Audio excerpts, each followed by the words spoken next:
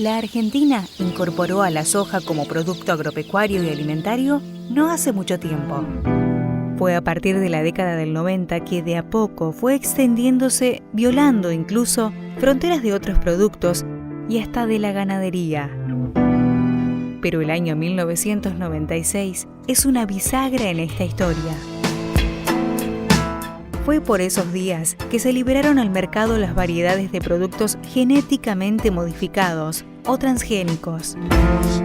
Su inclusión dentro del mercado argentino tiene una historia impregnada por hechos sospechosos de corrupción y de desconocimiento, ya que su introducción fue autorizada sin debate público, mediante una resolución administrativa de la Secretaría de Agricultura bajo la gestión del secretario del área de gobierno menemista, Felipe Solá, y sin la participación del Congreso Nacional, una serie de mecanismos ilícitos e ilegales. Pero hay más. La incorporación a nuestra realidad agropecuaria y alimentaria se llevó a cabo sin ningún ensayo sobre los efectos que pueden ocasionar estos productos. Pero, ¿de qué hablamos cuando nos referimos a productos genéticamente modificados? En este caso se trata de semillas generadas en un laboratorio que son resistentes a herbicidas, a venenos que fumigan no solo la planta, sino todo lo que existe a su alrededor. De esta manera matan otras plantas e insectos, afectan la tierra, las napas, los cursos de agua y enferman a trabajadores, pobladores y consumidores. El negocio se encuentra en que este tipo de cultivo requiere muy poca atención, menos mano de obra y genera gran respuesta económica en menos tiempo. Así, en menos de 30 años, la soja pasó a ser un producto clave y la Argentina un lugar estratégico para Monsanto y otras multinacionales. El campo argentino cambió. Se creó un tipo de agricultura sin agricultores y quienes tienen en sus manos y en su esfera la producción genéticamente modificada son unas pocas empresas que además han monopolizado la industria agropecuaria. Más allá del negocio que puede ser para muchos, este tipo de cultivo ha generado diferentes controversias sobre las consecuencias que ocasiona. Se puede mencionar la deforestación masiva, que impacta directamente en el cambio climático y en las inundaciones que regularmente sufren nuestras poblaciones. La contaminación del agua que sirve para riego y consumo humano, la expulsión de trabajadores rurales y la concentración de la tierra en pocas manos. La afectación en la salud también es una de las consecuencias. A poco tiempo de instalarse el cultivo transgénico y aplicarse las fumigaciones, empezaron a verse una serie de enfermedades en las localidades aledañas. Trabajadores del campo, habitantes de pueblos rurales, docentes de escuelas y alumnos comenzaban a sufrir patologías raras para esa localidad. El aumento en las poblaciones de enfermedades como el cáncer, la leucemia, abortos, malformaciones, enfermedades de la piel y respiratorias comenzaban a ser una constante en localidades que lo único que tenían en común era que su superficie era fumigada. En este contexto, el 26 de septiembre de 2006 nace una campaña que hará historia. Nace Paren de fumigarnos.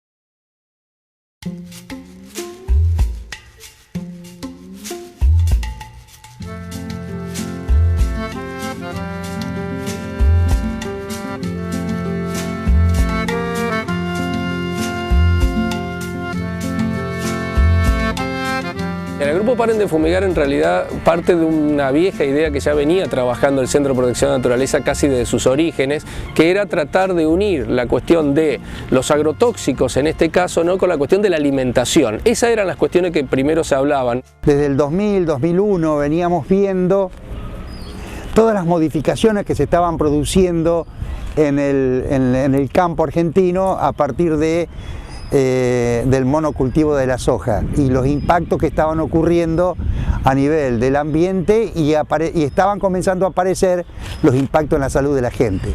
Teníamos destrucción de hábitats naturales, deforestación, teníamos utilización de agrotóxicos y también cambios en la dieta alimentaria de la gente. Entonces todo esto, digamos, se une prácticamente. Recordemos que en el año 96, que es cuando empieza la soja transgénica, nosotros ya comenzamos a hablar del tema alimentación en el 2001, cuando estaba el plan Soja para Todos, donde a la gente que no tenía que comer se le daba soja, pero resulta que era tal como venía del campo, o sea, con agrotóxicos y demás. Y bueno, desde ahí empezamos nosotros ya a ver de que algo raro estaba sucediendo, más todos los indicios que teníamos de lo que pasaba a nivel ambiental. Estábamos necesitando más información, porque hay que ubicarse que en el 2004, 2005, 2006, el modelo de la soja fue muy exitoso en este país, fue cuando se consolidó y económicamente fue muy positivo para mucha gente en el campo.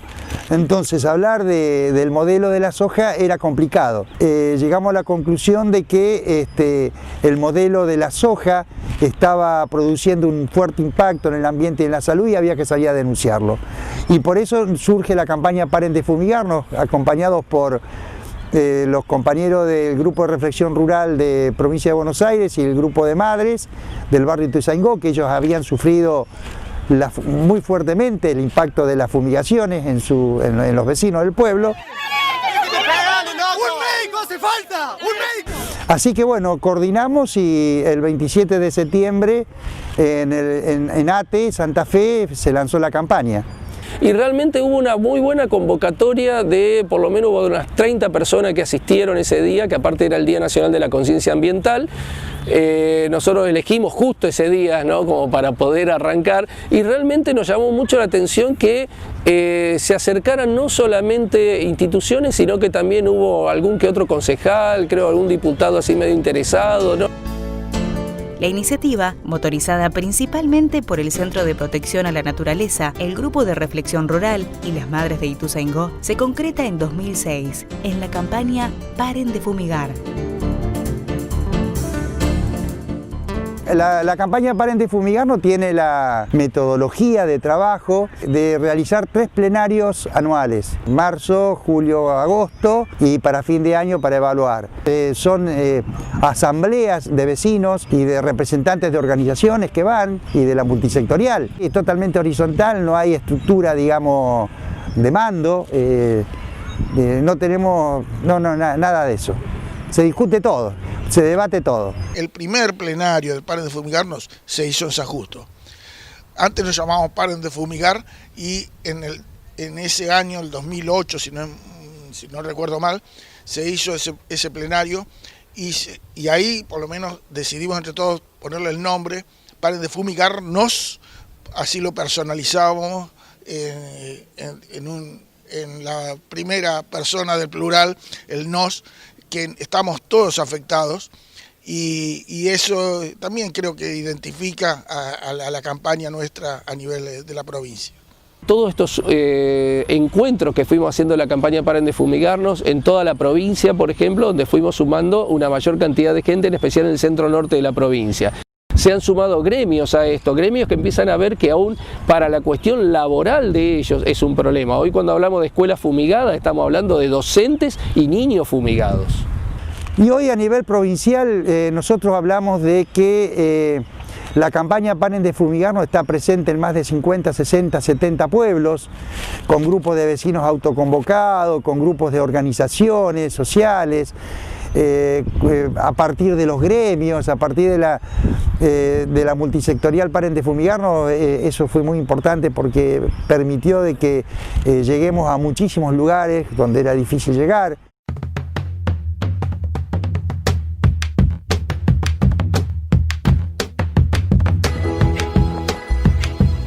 Desde 2006, nuevas historias y nuevas voluntades se irán sumando a la campaña.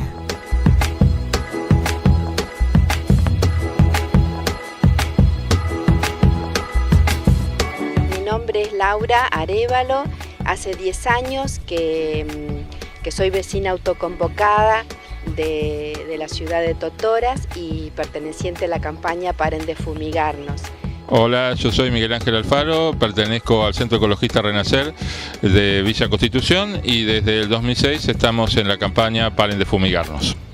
Soy Milagros Moreira de Suardi y pertenezco al Paren de Fumigarnos. Yo soy Teresa Suárez, integramos el Foro Santafesino por la Salud y el Ambiente en la campaña Paren de Fumigarnos. Yo soy Horacio Briñones, soy de María Juana, integro a la campaña Paren de Fumigarnos hace unos 10 años más o menos. Mi nombre es Valeria Berro, soy parte de Capibara Naturaleza, Derecho y Sociedad y nosotros pertenecemos a la campaña Paren de Fumigarnos. Soy de los vecinos autoconvocados de Ercilia, trabajamos en conjunto con los vecinos autoconvocados de Ceres, Ercilia, Arrufó y Suardi, formando una pequeña multisectorial regional y en conjunto los 4 pueblos pertenecemos al Paren de Fumigarnos. Soy Alejandro Cimbrón, pertenezco al Foro Santafesino por la Salud y el Ambiente y pertenezco al Paren de Fumigar. Soy Roberto Sacchi, habitante de San José de la Esquina y pertenezco al Paren de Fumigar. Facundo Viola, vecinos autoconvocados de Arroyo Leyes. Formamos parte de Paren de Fumigarnos Santa Fe, sí, activamente. Soy Patricio Acuña, de la organización Muyuki, de la ciudad de San Justo, de la provincia de Santa Fe, y somos parte activa desde los comienzos de la campaña Paren de Fumigarnos. Yo soy Luis Carreras, miembro del Centro de Protección a la Naturaleza. Yo soy Daniel Romano de San Lorenzo, de la Comisión Regional de Derechos Humanos y pertenezco actualmente también a la campaña Paren de Fumigarnos. Soy Domingo Raúl Rodríguez, estoy en la campaña Paren de Fumigarnos. Mi nombre es Jeremías Chauque, soy de Desvío a la Raíz y pertenezco al movimiento colectivo Paren de Fumigarnos. Soy Paulina Riera, presidenta de ADESI, Asociación Defensa del Ciudadano, una ONG que integra la campaña Paren de Fumigarnos. Mi nombre es Alcide Giglione y soy integrante del Grupo Ecologista Génesis e integro la campaña Paren de Fumigarnos. Bueno, yo soy Carlos Manesi, presidente del Centro de Protección a la Naturaleza, aquí. Yo pertenezco a una organización que se llama Muyuki, que es una voz quechua que quiere decir juntarse, agrupar fuerzas, energías, para luego expandirse. Y bueno, y nació hace más de 10 años, justamente al calor de las actividades contra las fumigaciones, con agrotóxicos, y recurrimos a gente ya con experiencia. ¿A quién recurrimos? Al Centro de Protección a la Naturaleza de la ciudad de Santa Fe. Fueron con películas, con ideas, propuestas. En un momento se dijo, bueno, ¿qué podemos hacer nosotros? Organizarse. Y nosotros nos organizamos y conformamos esta organización no gubernamental, Muyuki, que empezamos y la gente en la localidad, San Justo tiene unos 25.000 habitantes, nos identifica perfectamente que estamos contra los agrotóxicos y bueno, y ganamos algunos enemigos, por supuesto. Totoras, como ustedes podrán observar, es igual a tantas ciudades rurales de la provincia de Santa Fe. Como ustedes podrán ver, atrás mío hay un campo de soja. Por supuesto que se fumiga y aquí donde estamos en este momento es un paseo muy lindo, muy arbolado. La gente camina, por las tardes viene a tomar mate, viene a jugar con sus niños pequeños, pero frente, como ustedes podrán observar, están las fumigaciones. Nosotros iniciamos nuestra participación en la campaña Paren de Fumigarnos allá por el 2007-2008, cuando empezamos a detectar en nuestro pueblo, yo personalmente, por un galpón donde guardaban agrotóxicos y una máquina fumigadora al lado de mi casa, se nos secaban las plantas, mi mamá se enfermó, empezamos a averiguar. Esa misma situación que nos pasaba a nosotros le pasaba a otros vecinos donde había otra máquina fumigadora. Y ahí empezó, bueno, la primera asamblea del pueblo con más o menos 50, 60 personas preocupadas por esta situación que empezábamos a descubrir. Ahí fuimos a San Justo, a un plenario, y empezamos a informarnos. Después del Centro de Protección a la Naturaleza nos visitaron en Ercilia, y así empezamos a desandar un camino para, bueno, eliminar de nuestro pueblo toda la circulación de máquinas fumigadoras, la guarda de máquinas fumigadoras y los depósitos de agrotóxicos, que bueno, actualmente no hay ninguno. María Juana tiene el mismo problema que tienen todos los pueblos de la Pampa Sojera. Lo que pasa es que probablemente tenga muchos problemas juntos, todos amontonados. Tenemos plantas de acopio dentro del pueblo, tenemos los camiones que se dirigen a esas plantas con toda su carga esparciéndose por el aire, tenemos fumigaciones a 100 metros. Grave problemática en Suardi es sobre la contaminación de 3 cerealeras que están en el centro de la ciudad de Suardi.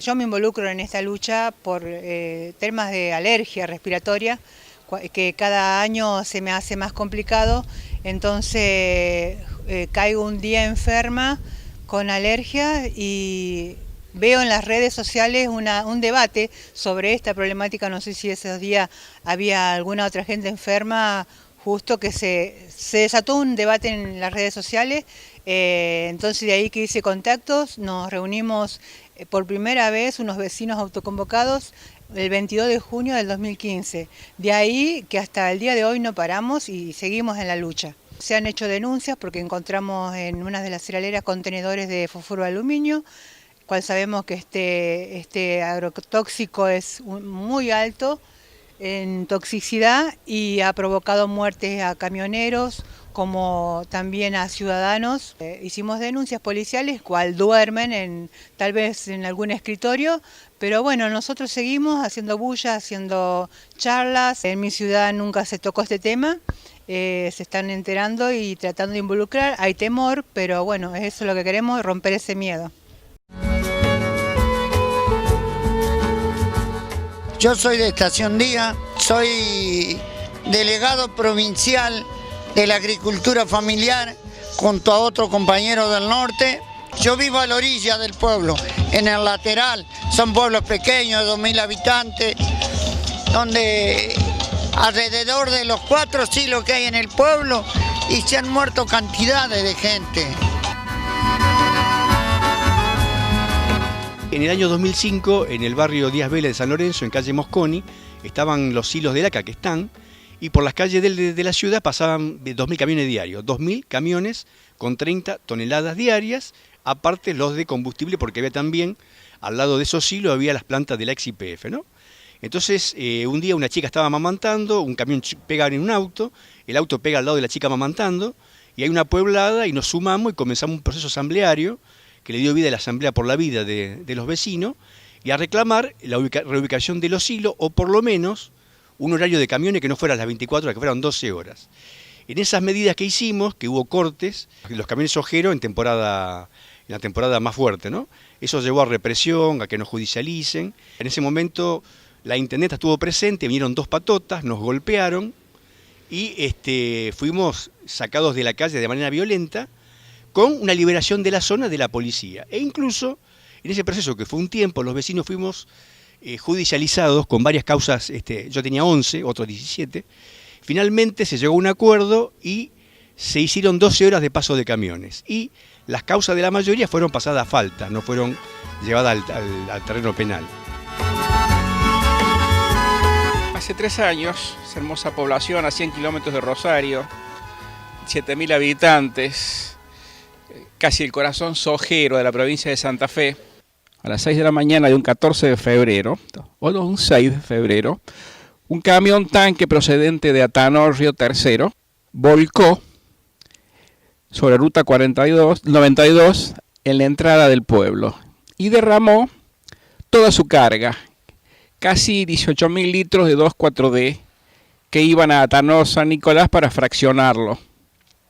Así que iban a estado de gran pureza. El derrame fue a las 6 de la mañana y recién se lo pudo contener al mediodía. Esta demora hizo que por canales naturales y los otros el derrame llegara al río Carcaraña. De manera que hay 2 problemas. El del derrame sobre una banquina en la entrada del pueblo, que lo sufrió toda la población cercana a la zona, y la contaminación del río Carcaraña, Y el río Carcarañá es un tributario del Gran Paraná. Por eso no es nada raro que en nuestro río Paraná haya glifosato, entre otras cosas. Vengo del barrio Malvina de Rosario. Y en ese grupo, bueno, la lucha de todos los vecinos es ya de larga data. Hay mucha gente que empezó al principio de 90, luego se cansó y retomaron otros grupos en el año 95-96, en el cual empezaron a unirse con muchos problemas, pero empezaron a presionar porque en Rosario todo el barrio Malvina y extendido en gran parte de la costa había 8 cerealeras puertos. En este complejo había una entrada y salida por una calle de todos los camiones y pasaba por todo el barrio, contaminándolo y enfermándolo. El doctor Smith, que es un odontólogo, empezó a observar que los vecinos le comentaban este tipo de patologías, pero no se sabía por qué, hasta que bueno, empiezan a consultar y encuentran a científicos como Norberto Guilabot, un biólogo genetista, empezó a informarle y a ver qué podía hacer. Bueno, llegaron a la conclusión de que la problemática podría ser la polución de la cerealera, porque inclusive había también mucho cereal en la calle, problemas de ratas, en fin, era complejo el barrio. Empezaron a hacer los monitoreos principalmente, primero fueron los monitoreos de aire, para ver la polución, encontraron plaguicidas en el aire, luego se hicieron análisis de sangre, encontraron los mismos plaguicidas que estaban en el aire. La realidad que nosotros teníamos es de chicos enfermos que veníamos viendo, malformaciones, no solamente en Zavalla, sino en otros pueblos de la zona. Y bueno, trabajábamos en eso, en la difusión de los temas, hemos convocado a médicos incluso para difundir toda esta temática, ¿no? El vecino autoconvocado nace progresivamente mediante se va dando la necesidad de organizarnos como vecinos para erradicar las fumigaciones ilegales acá con agrotóxicos en Arroyo Leyes. Y esto se da a principios del año 2016 más o menos. O sea, llevamos 1 año y medio de trabajo aproximadamente. El disparador es, primero hicimos una serie de reuniones como para poder informarnos acerca de la situación, los peligros, y hicimos una reunión donde vinieron representantes de Paren de Fumigarnos, Carlos Manesi, Victoria Dunda, Jeremías Chauque y alguien más de la Universidad de Rosario, y tuvimos una reunión aquí y le llamamos el primer encuentro de agrotóxicos, y bueno, a partir de ahí nos empezamos a convocar. Nos preocupa los problemas que trae el modelo productivo vigente de monoproducción, de soja fundamentalmente, que lleva implícito el uso indiscriminado de agroquímicos que contaminan tanto el aire como el agua. Esta contaminación está caracterizada como probablemente cancerígena por la OMS hace 1 año o 2 años. Pero no solamente nos preocupa el problema de la contaminación por los agroquímicos, sino que además el problema de la forma de producción de alimentos incide también en los tipos de alimentos que consumimos continuamente, ya que la gran mayoría de los alimentos contienen lecitina de soja, por ejemplo, o maíz transgénico que está también contaminado con los agroquímicos. Y también contrae incluido un problema social, que es la erradicación de la población campesina, que desde hace los últimos 20 años el campo se ha visto totalmente despoblado debido a este modelo, dado que está probado que 500 hectáreas de soja se atienden en promedio, digamos, con un trabajador, cuando antes había tambos y chacras donde trabajaba gran cantidad de familias agrícolas que ahora han pasado a engrosar las periferias de las ciudades en las mal llamadas villas miserias o barrios periféricos. Hemos dado charlas en la escuela, se realizaron 2 encuentros de educación ambiental con mucha participación de docentes estudiantes, de docentes, alumnos, y después también surgía en todos los encuentros, las charlas y demás. Bueno, ¿y entonces qué? Nos preguntaban. Y si no, si hay 500 metros, 800 metros sin fumigar, ¿qué? Y como que nosotros, que no éramos propietarios de esos 800 metros de tierra, teníamos que indicarle a los que eran propietarios qué tenían que hacer. Entonces, pero bueno, tanto se insistió con eso que decimos, bueno, que se haga agroecología, que se haga producir, no es obligatorio producir con agrotóxicos. Y nadie se entusiasmaba mucho, vamos a decir la verdad. Entonces terminamos armando una cooperativa de trabajo, La Tierra Sin Mal, para hacer una huerta agroecológica, o sea, sin fumigarlas con agrotóxicos, todos con biofertilizantes, biofungicidas y demás, que mostramos que era posible, que se puede, hasta una renta se saca de ahí y se come muy sano y muy rico.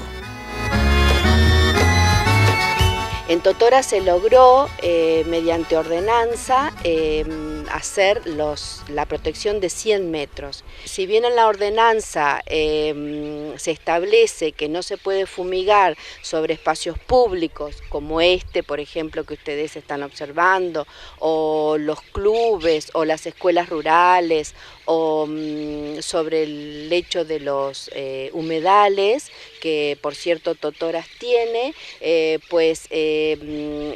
este momento lamentablemente eso de la ordenanza no se cumple. Descubrimos el impacto que tenían las fumigaciones de los campos cercanos, sobre todo por los aviones que sobrevolaban en algunas partes de nuestro pueblo. Iniciamos un proyecto de ordenanza que hoy está vigente en Ercilia con 800 metros libres de fumigaciones. Y a partir del año 2015, bueno, a partir de ese entonces empezamos a adentrarnos y a ver, bueno, si no se puede fumigar, es cierto que las tierras quedan ociosas, que no se puede hacer nada. Y entonces nos adentramos junto con la campaña y con otras organizaciones, empezamos a descubrir el mundo de la agroecología, de la producción orgánica, de la biodinámica, y descubrimos que, bueno, en Argentina hay más de 4 millones de hectáreas que se producen sin usar un gramo de agroquímico ni fertilizante químico. Entonces empezamos a trabajar en una propuesta de ordenanza que nos permita acompañar a los productores que estaban dentro de los 800 metros para hacer la reconversión a la agroecología. Esa ordenanza fue sancionada el 1 de septiembre del 2015. A partir de esa ordenanza se crea un equipo de promoción de la agroecología que está, bueno, hoy participando la Asociación para el Desarrollo Regional de Ceres y de Ercilia, el INTA, el ProHuerta, la Agricultura Familiar, los vecinos autoconvocados de Ercilia y de Ceres y un representante coordinador de la comuna local. Hemos armado en conjunto una propuesta integral de trabajo agroecológico que tiene como una de las patas un vivero de servicios integrales agroecológicos, que está en su etapa de inicio, la consecución de herramientas para los productores de la agricultura familiar o los pequeños productores o los productores del periurbano, bueno, el trabajo con la semilla, el trabajo con la diversificación de la producción. Bueno, estamos en esta etapa de trabajo empezando a consolidar lo que es un periurbano de nuestro pueblo libre de agroquímicos. Lo único que pudimos lograr hace un par de años es que no se fumiga con avión. Pero todos los demás temas siguen, ya te digo, es muy alto, hay un montón de enfermedades, muchas agudas, pero lo que más nos preocupa es el tema de los cánceres. Es decir, son enfermedades que en algunos casos son mortales, en otros no son mortales, pero dejan secuelas muy graves, son tratamientos muy cruentos, bueno, todo lo que ya sabemos. Se lograron por esa asamblea, por ejemplo, que no le den soja a los chicos en los comedores escolares, que no se quemen transformadores con PCB en la zona donde vive la gente, que no avancen algunas empresas sobre el río. O sea, digamos que se motorizó una cierta participación en la zona más difícil del país, porque están todos los grupos monopólicos, están en San Lorenzo y Puerto, y donde la población está educada en que hay que cambiar trabajo por salud. En ese marco igual logramos algunas cosas y se lograron desde la sociedad civil, desde la participación. Se inició un juicio hacia la cerealera en sí y luego a la municipalidad, porque la municipalidad no controlaba o se ponía a favor de ello. En fin, bueno, el juicio siguió terminó en diciembre del año pasado, después de más de 10 años de presentación, que son 180 familias que fueron a juicio, algunas de ellas han fallecido. Y bueno, en el barrio hubo un problema grave de enfermedades que hubo y que bueno, que ahora han bajado, pero hubo muchos casos de cáncer, malformaciones, bueno, se veían todos estos problemas seguidos. Con la unión de los vecinos se pudo avanzar en ese ítem y bueno, llegamos a que los políticos tuvieron que presionar para reubicar las cerealeras y sacarla. En esos terrenos eran terrenos fiscales, eran terrenos públicos. Inclusive la cerealera ahí no deberían estar porque el plan regulador lo exigía que estuvieran en el sur de Rosario. Entonces, bueno, todo eso confluyó para poder liberar todas las cerealeras. La última que quedaba, que bueno, que lo terminó sacando por una acordada entre la Corte Suprema de Justicia de Nación, presentaciones de Giustiniani en el Congreso, ha hecho que bueno, que la última cerealera de servicio portuario dejara de funcionar ahí. En lo que respecta a Zavalla, nosotros logramos, junto con el presidente comunal anterior, una ordenanza en la cual se prohibían las fumigaciones a partir de los 800 metros. O sea, a partir de esos 800 metros se podía fumigar o aplicar. La ordenanza era progresiva, fueron 200 metros el primer año, 400 el segundo, y no se cumplió en su totalidad. En realidad habíamos propuesto cercos vivos también, y los cercos vivos en algunos lugares se fueron haciendo, un poco así tirado de los pelos porque no había la posibilidad de que alguien con experiencia en el tema lo pudiera hacer. Y bueno, en realidad lo que se hizo fue un poco a pulmón, pero lo que se logró fue muy importante porque empezamos a alejar las fumigaciones. De hecho, en una reunión que se hizo después de aprobada la ley o la ordenanza, en la Facultad de Agronomía, que está ahí en Zavalla, hubo más de 250 productores asustados por el tema de la prohibición de la fumigación. El resultado de esto fue que muchos de los productores, que no son tantos, pero muchos de los productores alrededor del pueblo, hoy dejaron de fumigar. Hubo movida de la gente, la participación ciudadana fue fundamental, la gente se preocupó, caminó y recuerdo un predio de 24 hectáreas en el cual después de aprobar la ordenanza salieron a fumigar y los vecinos pararon al fumigador, le explicaron, fueron a hablar con el dueño y el dueño dijo no, a partir de ahora no fumigamos más.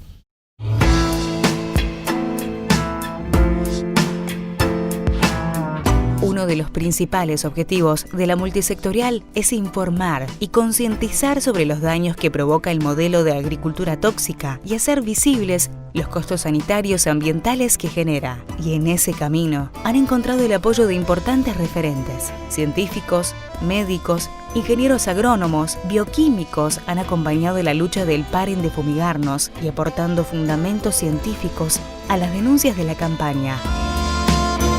Llego a Malabrigo y me encuentro con que en un año nos encontramos con 12 chicos nacidos con malformaciones. Pero lo más llamativo son malformaciones del neuroeje. Comenzamos a razonar qué es lo que está pasando para que haya tal cantidad y tanta incidencia de malformaciones. Algo hay en el ambiente que está compitiendo fundamentalmente con una sustancia que es la que protege en la embriogénesis del sistema nervioso desde el cerebro hasta la médula espinal y las terminaciones nerviosas, que es el ácido fólico. Hay algo que compite con el ácido fólico, que está bloqueando su acción protectora y está produciendo malformaciones a nivel del neuroeje. Malformaciones como anencefalia, es decir, falta de desarrollo del cerebro, de la masa encefálica, y malformaciones a nivel de la espina, de la columna vertebral, con falta de cerramiento, sobre todo a nivel de las últimas vértebras de la columna. Todos nos decían, todos los productos que estamos utilizando están autorizados por el SENASA, y ahí quedaba la cosa. Hasta que, no sé si presionamos o qué, pero el Consejo Deliberante sancionó ordenanzas que prohibían, porque hasta ese entonces los vehículos fumigadores autopropulsados circulaban libremente por las calles inmediatamente después de haber terminado de fumigar en los campos cercanos. Es más, los fumigadores estacionaban frente a sus propios domicilios con los vehículos chorreando, cosa de locos. Y coincidían la aparición de las malformaciones 7 o 8 meses después de ocurrida la campaña de la soja. Vos comenzás a hacer relaciones causa-efecto. No tenés la certeza científica de qué es esto lo que está provocándolo. Te estoy hablando hace 12 años atrás, no con los conocimientos que tenemos en este momento en la actualidad. No sabíamos a qué atribuirlo. Es más, si los técnicos agronómicos, los ingenieros agrónomos nos decían que lo que más se utilizaba en la región, que era el herbicida glifosato, era inocuo, que no era tóxico, repentían lo que Monsanto les había dicho. Y que muchos ingenieros agrónomos hasta en la actualidad siguen sosteniendo. En el año 2010, el colectivo Paren de Fumigarnos invita al doctor Andrés Carrasco, jefe del Laboratorio de Embriología de la UBA, para que exponga el resultado de sus investigaciones en el Museo Rosa Galisteo de Rodríguez de Santa Fe. Un tiempo después, presenta ese mismo trabajo en el Senado de la Nación. Hicimos un trabajo con herbicida e hicimos un trabajo con inyección de glifosato puro en embriones y encontramos una serie de malformaciones, claramente tanto con el herbicida como con el glifosato. Acá hay embriones claramente donde cuando uno inyecta de un lado del embrión desaparece un ojo, si inyecta a los dos lados del embrión aparecen malformaciones muy serias que están clasificadas acá. Nosotros encontramos lo que llamamos etiopatogenia, es decir, el mecanismo de acción. Aparentemente el glifosato está interfiriendo en un metabolismo enzimático muy puntualmente importante en el desarrollo embrionario de todos los vertebrados, todos. Todos los que están acá adentro son vertebrados, igual que los anfibios, igual que las aves, igual que los reptiles, igual que los peces. Somos mamíferos y todos compartimos los mismos mecanismos para el desarrollo embrionario. El ácido retinoico en los primeros momentos de vida, entre las primeras 3 semanas, en el caso del hombre, es absolutamente importante que funcione en cantidades adecuadas para la regulación génica y el normal desarrollo de ese embrión. Alteraciones de la concentración de esa sustancia producen en más o en menos malformaciones. Son síndromes que están descritos en la clínica desde hace mucho tiempo. Nosotros encontramos que el glifosato, la próxima por favor, el glifosato interfiere en el metabolismo de degradación o síntesis de esta sustancia llamada ácido retinoico y altera la expresión de un conjunto de genes que tienen que ver con la formación de nuestros ejes embrionarios, es decir, anteroposterior, izquierda-derecha, dorso-ventral. Damián Marino es investigador del CONICET y del Centro de Investigaciones del Medio Ambiente, que depende de la Universidad Nacional de La Plata. Marino también es el responsable, junto a la doctora Alicia Ronco, del estudio que halló glifosato en la cuenca del río Paraná. Es un proyecto que tiene muchos años en trabajo conjunto entre nuestro instituto y Prefectura Naval a partir del año 2006 y se continuó hasta el año 2014. Son muestreos que se realizan una vez por año durante 30 días a lo largo de todo el río Paraná con el buque científico Leloir de Prefectura Naval, y lo que estamos viendo es una presencia de productos vinculados a la agricultura, ¿sí? Parte de los insumos químicos del paquete tecnológico, entre ellos el glifosato, que empieza a manifestarse a partir de la mitad de la cuenca hacia abajo y la concentración va creciendo en los sedimentos de fondo, y la presencia de insecticidas, clorpirifos, endosulfán, hipermetrina, que eso están distribuidos a todo lo largo de la cuenca en la columna de agua más que nada, y que los niveles guía, los valores que encontramos nosotros superan los niveles guías recomendados para protección de la vida acuática. Medardo Ávila Vázquez es médico pediatra. En octubre de 2014, junto a otros docentes y estudiantes de la Universidad Nacional de Córdoba, concretaron un censo epidemiológico en Monte Maíz y encontraron 3 veces más casos de cáncer que en la ciudad de Córdoba o en todo el país. El glifosato fue el viernes pasado clasificado por la Agencia Internacional de Investigación del Cáncer de la OMS como en la categoría 2A, que es la categoría de que es probable que produzca cáncer. Y eso no significa de que hay una probabilidad, de vez en cuando significa que hay pruebas. Digamos, en español, por ahí no, probable es algo aleatorio, y para la medicina no es aleatorio, es la segunda categoría. La primera categoría es lo que hay pruebas concluyentes y terminantes. En la primera categoría de clasificación de sustancias cancerígenas está como ser la radiación nuclear.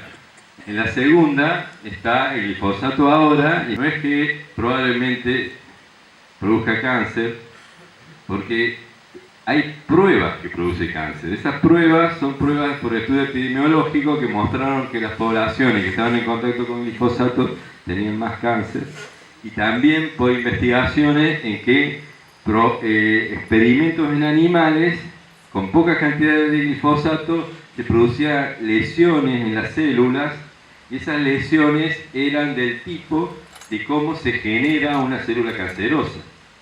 Entonces teníamos como una información biológica de cómo el glifosato induce el nacimiento de células cancerígenas, y tenemos la información epidemiológica que muestra de que las poblaciones más expuestas al glifosato tienen más cáncer. En base a esa información, la JARC de la OMS lo clasifica al glifosato en su segunda categoría. Damián Berseñasi es médico y está al frente de la Cátedra de Salud Socioambiental de la Facultad de Ciencias Médicas de la Universidad Nacional de Rosario. Con los alumnos de esa facultad, lleva concretado 30 campamentos sanitarios en diferentes localidades de las provincias de Santa Fe, Entre Ríos y Buenos Aires. Sus estudios resultan imprescindibles para demostrar que el modelo agrotecnológico y las fumigaciones tienen relación directa con el aumento de diferentes tipos de enfermedades en estas localidades. Sí, nosotros lo que hemos encontrado es que a partir de que se transformaron nuestros territorios, que antes eran territorios que producían alimentos, en territorios productores de commodities agroindustriales o de productos que nada tienen que ver con esos elementos necesarios para que podamos nutrirnos, productos que además son veneno dependientes, son adictos, son fabricados para ser adictos al veneno, nuestros cuerpos han expresado un cambio importante, y entonces estamos teniendo una serie de problemas de salud que no eran frecuentes en estos lugares, problemas endocrinos como el hipotiroidismo. Estamos teniendo una aparición que sorprende en cuanto a la frecuencia de enfermedades oncohematológicas, estamos teniendo alteraciones en las posibilidades de mantener y llegar a término con un embarazo. Digo, hay un incremento de abortos espontáneos, hay un incremento de niños que nacen con malformaciones congénitas, y todo esto nos está advirtiendo de que algo ha pasado.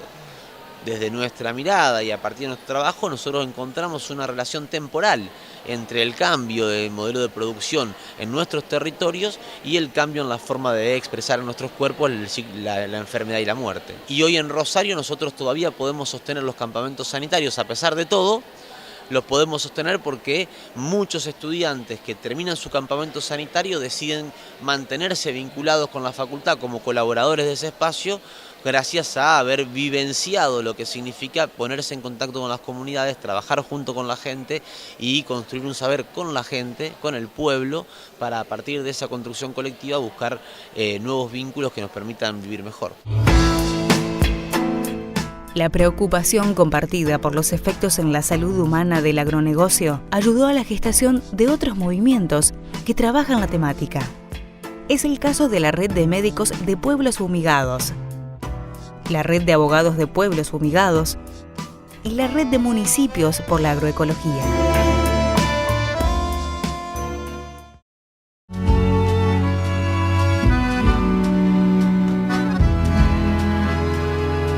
De todas las batallas en las que la campaña ha participado, una de las que más se reconoce es el fallo de San Jorge. San Jorge es una típica localidad santafesina, donde la siesta se respeta y los vecinos se conocen. Ubicada en el centro oeste de la provincia, a 144 kilómetros de la ciudad de Santa Fe, San Jorge tiene una población de 26.000 habitantes. En un tiempo se la conoció como la capital de la industria alimentaria, ya que allí se producían una variedad de cultivos. Hoy solo reina la soja. Desde hace años, los vecinos de esa localidad luchan contra la fumigación indiscriminada en las veredas, los jardines y los patios de sus casas. San Jorge. Noviembre del 2008. Sale una noticia en el diario La Nación, escrita por un periodista que era de San Jorge, que hablaba sobre el desastre del basural a cielo abierto que había en esa ciudad. Aproveché y cada vez que viajaba, empecé a investigar un poco a ver qué es lo que pasaba con ese basural. Me llamó la atención encontrar muchos bidones de agrotóxicos tirados entre la basura, quemándose a cielo abierto. Eso me llevó a empezar a contactar a distintas personas en el lugar que estuvieran al tanto de las problemáticas ambientales que estaba teniendo San Jorge. Y me hacen una numeración, pero la más fuerte era la que estaba relacionada con el tema de las fumigaciones. Un caso emblemático es el de Ailén Peralta. Ailén vive en barrio Urquiza, ubicado en las afueras de la ciudad, donde predominan campos cultivados con soja y casas bajas. Viviana Peralta vive en una casa que está calle por medio cruzando con el campo. Cuando hablo con ella, hacía poco que Ailén, su hija menor de 2 años, había tenido un cuadro, un pico de broncoespasmo agudo que la había dejado internada por 2-3 días. Ailén tenía 1 año de edad, 1 año y medio. Ese cuadro se le venía repitiendo cada 2 por 3 desde que ella había nacido. Viviana vive bien enfrente del campo de este señor. Inmediatamente después de que se fumigaba, desde que nace Ailén, ella terminaba internada. Sentían el olor y terminaba internada. Que yo me acuerdo cuando este señor fumigaba, yo hacía 8 años lo venía denunciando. ¿Por qué? Porque a nosotros se nos dormía la boca, se nos ponía pesada la lengua, los ojos nos lagrimeaba. Lo veníamos denunciando por eso, pero yo nunca pensé que la enfermedad de mi nena pudo haber sido a causa de la fumigación, hasta que lo hablé con mi pediatra y me dijo, me tendrías que haber dicho antes. Ella tenía 4 meses cuando yo me di cuenta que podía haber sido la fumigación, que a los 5 días de vida ella necesitaba oxígeno, se ponía morada y no encontrábamos qué es lo que era. Hasta que me dijo la pediatra que eran los agroquímicos. A Viviana los médicos le recomendaron no tener más hijos, ya que su sangre está intoxicada. La pediatra de Ailén le dice a Viviana que no tenía otra más que mudarse. Viviana Peralta y José Cavigliazo están casados hace muchísimos años, se conocen desde muy joven, tienen 8 hijos y no estaba dentro de sus posibilidades levantar campamento, como dice uno coloquialmente, e irse a otro lado hasta que los señores productores terminen de realizar sus actividades y después volver a la casa para que la nena no termine internada de nuevo. Y ya cuando Ailén ya no respiraba más, que la tuve acá en Santa Fe también internada, me dijo, ¿sabes lo que tenés que hacer? Sacala de tu casa. Sí, me dijo, flaca, así le digo como me dijo, flaca, tu hija no va a aguantar una fumigación más. Y a mí me parece que no es justo que nosotros tengamos que salir de nuestras casas para que estos señores fumiguen unos campos de 400 metros, si es que tienen, por 400 metros. O sea, no es justo, porque somos muchas familias, son muchos chiquitos que están enfermos, hay casos de malformación, hay abortos. Hay un montón de enfermedades que lo puso la pediatra, no es que nosotros lo decimos porque no se nos ocurre decir, son cosas que están pasando. Estaban en promedio fumigando con muy baja rotación, una vez cada 2 meses se estaba fumigando en esa zona, sin ningún tipo de restricción. Lo que hicimos fue, teniendo en cuenta este panorama, dijimos, bueno, acá hay que interponer una acción judicial. El recurso judicial fue acompañado por otras 22 familias y por la organización ambientalista santafesina Centro de Protección de la Naturaleza, CEPRONAT. No había en ese momento casi antecedentes jurisprudenciales que yo pueda citarle al juez para que él pueda basarse. Y era la primera vez que se iba a intentar que se aplique el principio precautorio que habían sido incorporado en nuestra Ley General del Ambiente, que nos sancionaron en el 2002, pero todavía jurisprudencialmente no había antecedentes. El juez tuvo en cuenta para dar su fallo los estudios médicos efectuados a Ailén y otras pruebas, entre ellas la testimonial de la pediatra, quien confirmó que además del caso de Ailén, existen en San Jorge diferentes problemas de afección a la salud por la contaminación producida por fumigaciones. Los estudios médicos fueron parte de la prueba por la que el juez Tristán Martínez, titular del Juzgado Civil, Comercial y Laboral número 11, hiciera lugar al amparo y ordenara la suspensión inmediata de las fumigaciones en adyacencias de la zona urbana de la ciudad, al menos hasta que el Consejo Deliberante y el municipio de esa ciudad determinaran qué zonas pueden ser fumigadas y cuáles no. De una manera u otra se fue congregando en el juzgado, abajo, el juzgado estaba en el 5º piso, me acuerdo, abajo todos los vecinos del barrio Urquiza. Llegó a la mesa de entrada, se quedó toda la gente afuera y me dicen, bueno, acá está la sentencia. Y de los nervios que tenía no podía leer. Me temblaba la mano, me temblaba todo. Y estaban todos, ¿y qué dice? Y no podía leer, hasta que me fui al resuelvo rápido. Se prohíben las fumigaciones, se notifica en forma urgente. ¡Ya! Hay que salir a notificar. Así que salimos corriendo de ahí. Como se esperaba, el fallo fue apelado por productores ojeros e incluso por el gobierno de la provincia de Santa Fe. En diciembre del año 2009, la Cámara en lo Civil y Comercial de Santa Fe volvió a fallar a favor de Viviana Peralta y los vecinos, y dejó firme la sentencia del juez Martínez.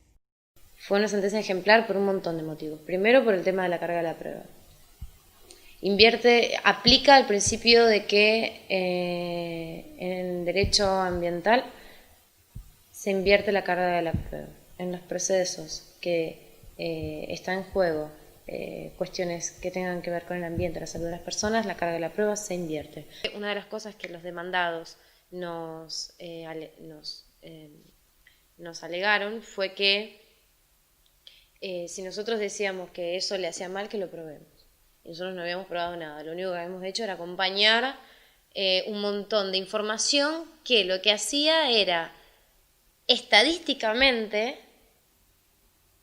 acercar la relación entre las enfermedades y los agrotóxicos. Pero no teníamos a ciencia cierta la relación directa. Entonces, frente a eso fue que el juez de primera instancia, por primera vez, dice, bueno, muchachos, acá se invierte la carga de la prueba. Si ustedes dicen que esto, ellos están alegando que esto les hace mal. Si ustedes dicen que no hace mal, entonces prueben ustedes que esto es inocuo. Si no lo prueban ustedes, entonces yo tengo que aplicar el principio precautorio. De esta manera, se prohibió fumigar con agroquímicos por método terrestre a menos de 800 metros del lugar donde se encuentran enclavadas las viviendas de uso familiar y a 1.500 metros si el método de fumigación es por aire.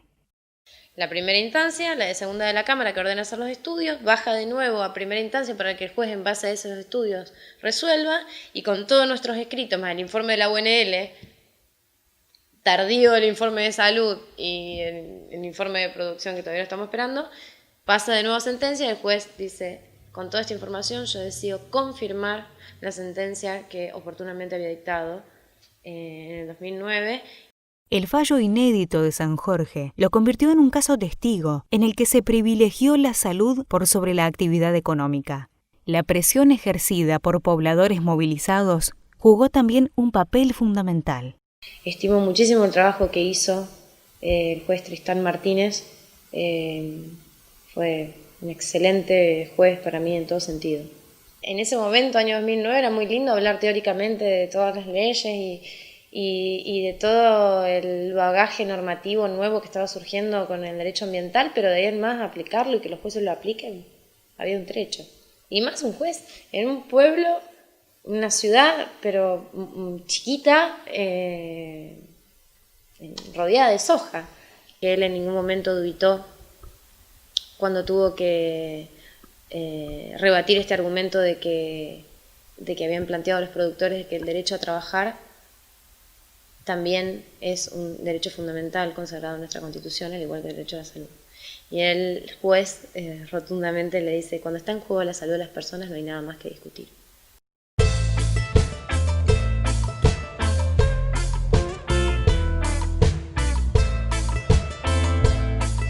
Desde su nacimiento en 2006, la campaña Paren de Fumigarnos ha generado acciones de difusión y participado en actividades pensadas para concientizar y movilizar a los vecinos en defensa de sus derechos. Si el agua que tomo se pudre, me pudro por dentro también.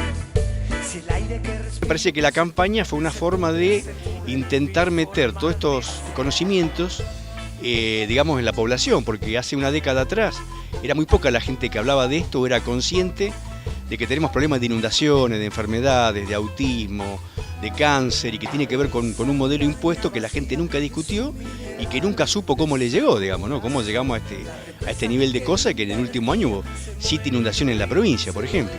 Entonces la campaña me permitió aprender y me permitió poder tener una herramienta para poder llevar los conocimientos a lugares que yo ni conocía, e incluso a otras provincias.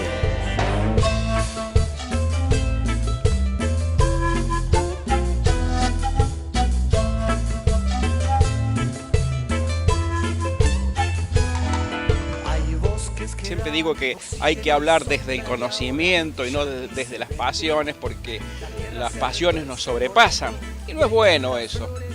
Entonces, buscando contención y conocimiento, comencé por arrimarme a algunas agrupaciones ambientales, donde a raíz de su trayectoria y caminos realizados, me fueron dando un poco de saber, que es el que trato de difundir y aplicar en mi lucha. Por eso estoy en el Paren de Fumigar, especialmente. Saludos, te pedimos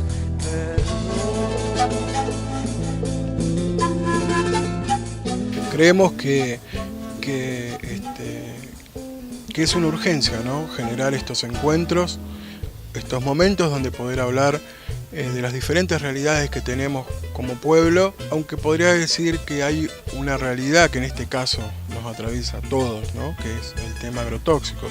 A partir de ahí se fueron sumando pueblos y hoy estamos reunidos muchísimos pueblos del sur y del norte de la provincia de Santa Fe, dejando en claro que no queremos más enfermedades para nuestros pueblos, queremos alimentos sanos, queremos que nuestra madre tierra se la deje de explotar y saquear y contaminar de esta manera, y para eso necesitamos organización.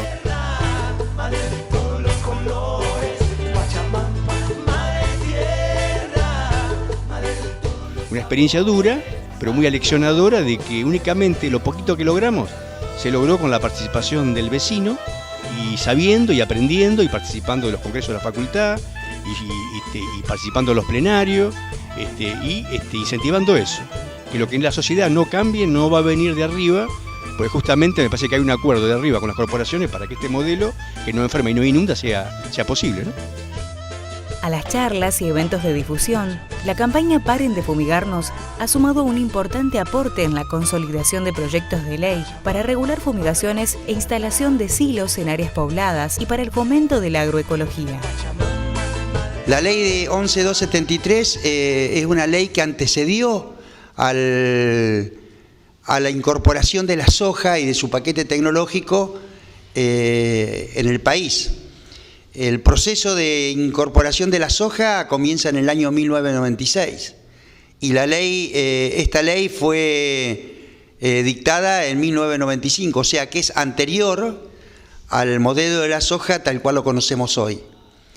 Y por supuesto que ha quedado totalmente desactualizada al no contemplar las nuevas realidades que se dan, así que bueno, nosotros estamos proponiendo la modificación.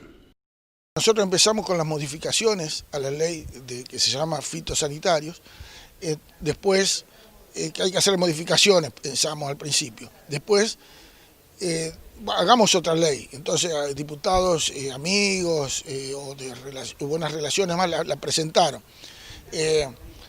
Siempre se da un paso más, pero nunca llega a la sanción de la ley en forma definitiva por esta historia de los intereses. Bertero es productora de soja, o sea, así que imagínense qué intereses va a defender, ¿no? La mayoría de los que hoy ocupan cargos públicos, políticos, tienen intereses en el campo productivo y no justamente en modelos amigables para la salud de los que vivimos en el campo o para la salud del que vive en la ciudad.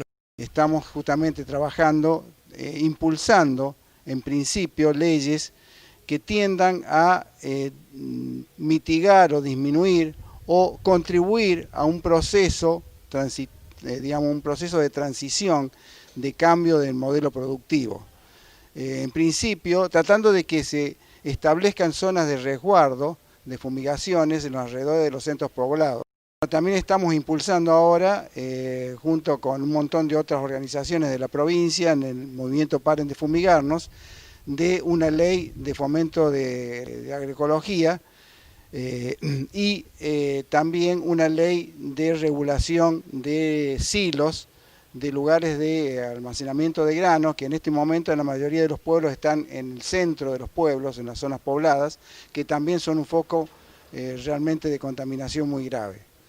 Que se conoce cuáles son los peligros que tiene la deriva de una fumigación, así que bueno, nosotros estamos pidiendo que se prohíban las fumigaciones aéreas. Estamos orgullosos porque esta es una construcción colectiva, tanto desde lo social, desde lo ecológico y también desde lo político, porque en realidad no solamente le ponemos límite a la fumigación, lo que queremos discutir es qué límite le ponemos a un proyecto de país basado en los intereses de las multinacionales que enferman la tierra y enferman a nuestro pueblo, no solamente en la provincia, sino también en la Argentina. Ha habido 3 intentos de presentación de leyes que han quedado siempre en el cajón, nunca se han aprobado. Eso es algo todavía a conseguir y que va a ser muy difícil de conseguir, pero bueno, seguimos luchando y entendemos que es una herramienta para trabajar justamente en la concientización sobre estos temas. Las leyes hay que hacerlas después, hay que hacerlas cumplir. Inclusive antes de que salga la ley se tendría que estar efectivizando cosas y para eso son las ordenanzas también que en muchas localidades de la provincia se han logrado que se escriban, a veces no se cumplen tanto. En el medio de que iniciamos esta pelea de presentar nuestro propio proyecto por la inacción de los legisladores, hasta ahora apareció el dictamen de la OMS que dijo que uno de los principales, el herbicida estrella, los principales agroquímicos, es probable cancerígeno humano. También tenemos algunas regulaciones que han aparecido, por ejemplo San Luis, que repentinamente puso 1.500 metros de límite en torno a las poblaciones. Yo creo que tiene que ser nuestra base mínima. Y pelear a partir de ahí en todos los lugares para elevar el nivel de conciencia de la gente y, como decía antes, tratar de convencer a algunos de los que hacen las leyes de que se instruya, básicamente. Entonces, al partir de que se instruya, ya no puede decir que no sabe. Y si sabe, no puede ser cómplice porque su propia familia y sus familiares y sus amigos y sus afectos están conviviendo en ese mundo. Entonces, me parece que por ahí pasa.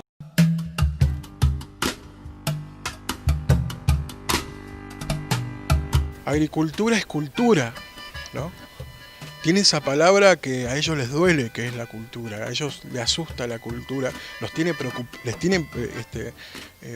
preocupados la palabra cultura y este modelo fundamentalmente va hacia ahí, va a saquear esa cultura, a fumigar esa cultura, a desculturizarnos, ¿no?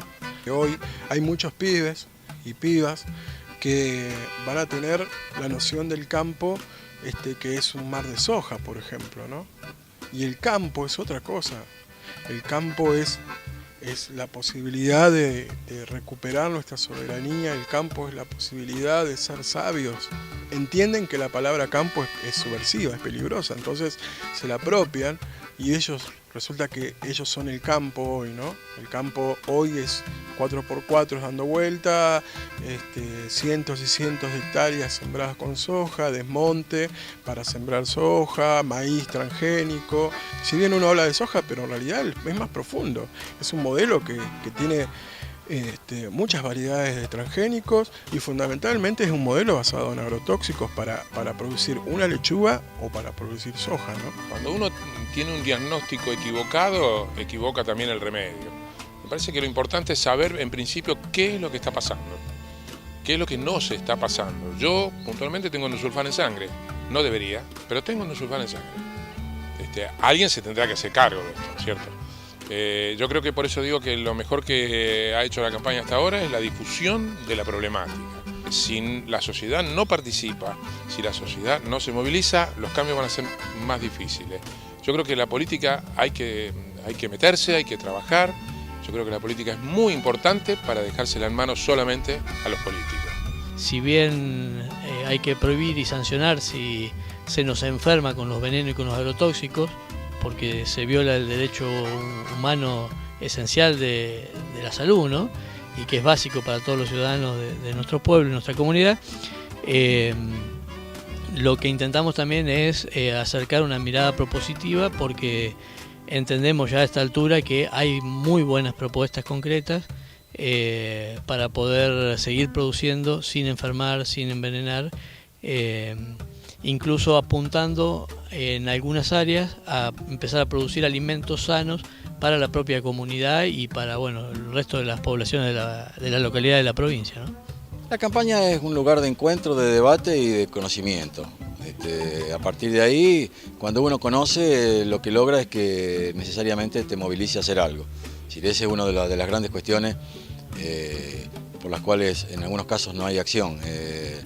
Muchos políticos, nosotros recorrimos montones de despachos legislativos en particular, también ejecutivos, pero básicamente legislativos, y el denominador común, uno de ellos, era la absoluta ignorancia, absoluta. Y yo creo que eso es casi inconscientemente, o no tanto, es deliberado, porque cuando vos conocés, te estás obligado a actuar, cuando vos ves lo que pasa, así que yo creo que la campaña lo que nos ayuda es a no olvidarnos de lo que pasa.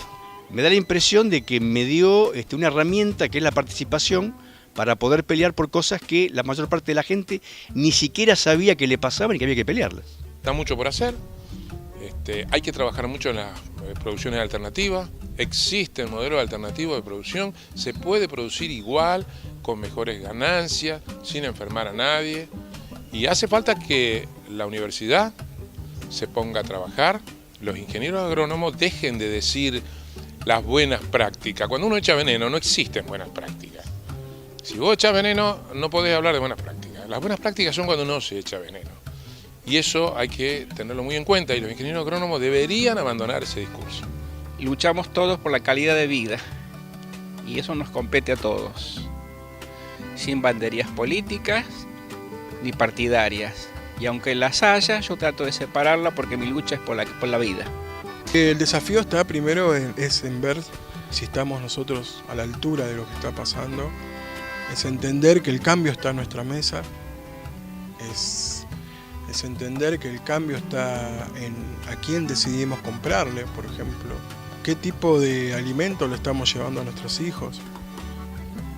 A partir de ahí podemos pensar en que el cambio va a ser posible. La única manera que tenemos de tratar de solucionar medianamente este problema que se nos está presentando con el clima, con el modelo agrario, con la utilización de tóxicos, es que nos juntemos, nos reunamos, hablemos, que participemos. Nadie se va a salvar individualmente. Eso yo creo que tiene que quedar claro para la sociedad, de que no hay salvación individual en esto. Paren de fumigarnos representa la voluntad de hombres y mujeres que reivindican el derecho a la salud y el respeto al ambiente, comprometidos, luchando colectivamente en defensa propia. Porque el sueño no terminó, el monte ofrenda la flor y su ancestral legado. Y en su sabia brutal saber, respuestas que del ayer nos llegan para guiarnos. ¿Cuándo fue cuando sucedió? ¿Quién le puso precio al sol y encadenó la semilla? Y en mis hijos solo dolor. ¿Quién fue quien se atrevió a patentar su sonrisa? Paren de fumigarnos. La madre tierra se defiende, se respeta, se multiplica. Paren de fumigarnos, que sea siempre el grito de los pueblos libres soberanos.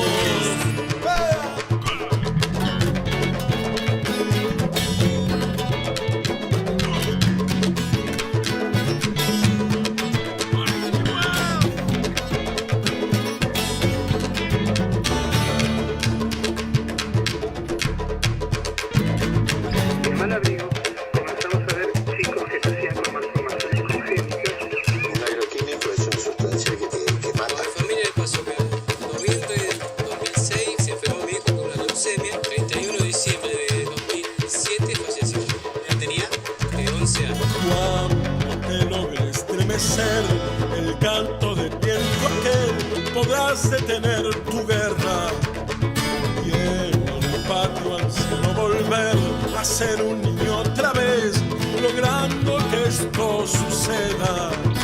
¿Cuánta muerte tiene que haber para que de una vez se desangre tu cosecha y rebrote en cada rincón la herencia hecha canción de los hijos de la tierra? Paren de fumigarnos. La madre tierra se defiende, se respeta, se multiplica. Paren de fumigarnos, que sea siempre el grito de los pueblos libres soberanos.